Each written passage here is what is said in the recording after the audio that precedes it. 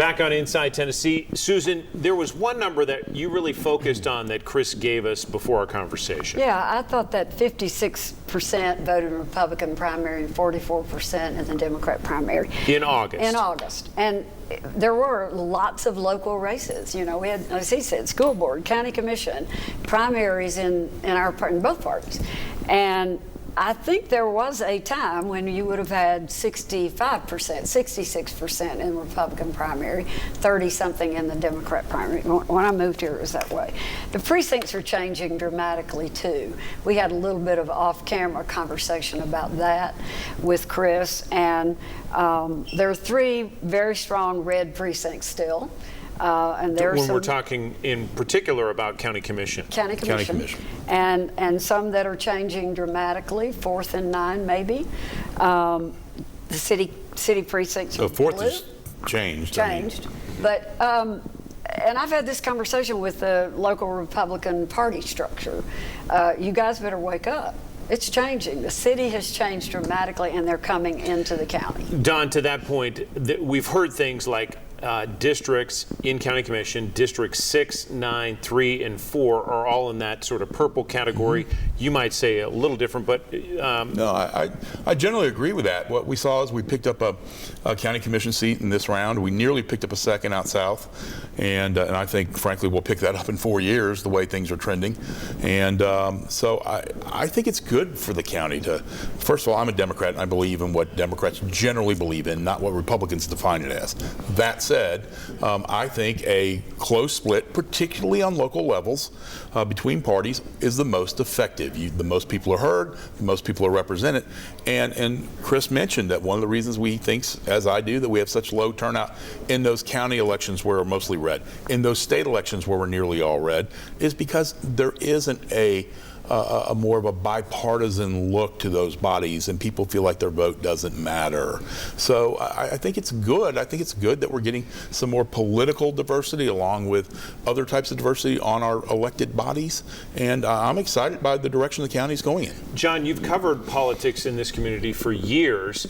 Is it more predictable or less predictable now? I hadn't thought about that. I would say probably more predictable, because I think of the numbers and how they're changing. That would be my guess. But while you guys were talking, I was thinking we also should be doing and paying attention to, like, Loudoun, Blount. That's right. There's some outlying counties where we should be looking to see what trends are going to be happening there, because they're growing as well, and those numbers will change. Yeah, Anderson, Sevier County, Blount. But most of those counties are already deeply red, and that change is going to probably take a little longer, if ever. And they're more agrarian, some of them. I think Anderson County is the county that could change a little more towards the center, but even you've got Clinton and you've got some more red, rural districts there. So I think that's a tougher haul for the Democrats in those districts. Certainly is. Sure. Tends to be a little bit more liberal because of just because there's a lot of smart people there. I didn't say that. I did. But, yeah, I think Blount County you'll see stay red for a long time. Loudoun County red for a long time. Anderson, I agree with you. Probably is a change, bigger opportunities for change, but. I think the Democrats in this county have done a very good job of recruiting candidates. They're challenging almost managing the party, the local party. And challenging almost every seat. And you've got to do that if you want to pick up, if you got to win, you got to do it. We've put out an election survey for viewers to weigh in. Again, this is unscientific, but one of the things that we saw in one of the questions we posed was a question about term limits.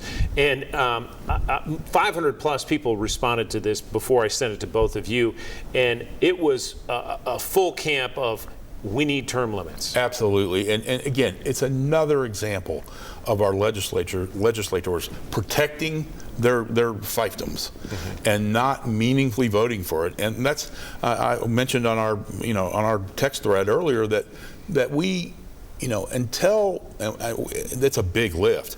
We don't have citizen referendum in Tennessee. Citizens can't get things onto the ballot. We saw, of course, a lot of the pro-choice issues get on ballots in red states, Kentucky, Kansas, and the citizens got them there by petition, and they voted for protections, women's rights protections. So we don't have that. We've got to, depend on, Constitutional, you have to. constitutional amendment. That's right. Yeah, we got to depend on our lovable knuckleheads in Nashville. We haven't seen term limits at the national level. Susan, Representative Burchett has floated a bill. Except for him. Yeah. Right. Yeah. He No, did try. I think most Republicans I know are for term limits, and you saw that in your survey. I assume we had some Republicans Most that respond. aren't in office. They're not in office because they protect themselves. I mean, we know that. And again, unless we get a constitutional amendment somewhere, we're not going to see it. So would both of you say that term limits at the local level have improved local governance? Yes. Absolutely. Totally. Absolutely. Totally. The IQ level's gone up 20 points. And again, fiefdoms have been busted up. New voices, new thoughts, new development. I think it's been an outstanding thing for Knoxville and Knox County. John North, any closing thought about what we've discussed today? I'd love to see term limits in the state legislature. That ought to be an interesting place to start. Of course, they'll never do that.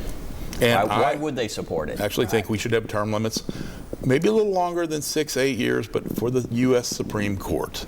And there are things that, quote, senior judges that were on the Supreme Court that might rotate off by way of a term limit can do and still serve their lifetime. They'd have to be constitutionally amended to not be lifetime paid, but I think that would probably do us well.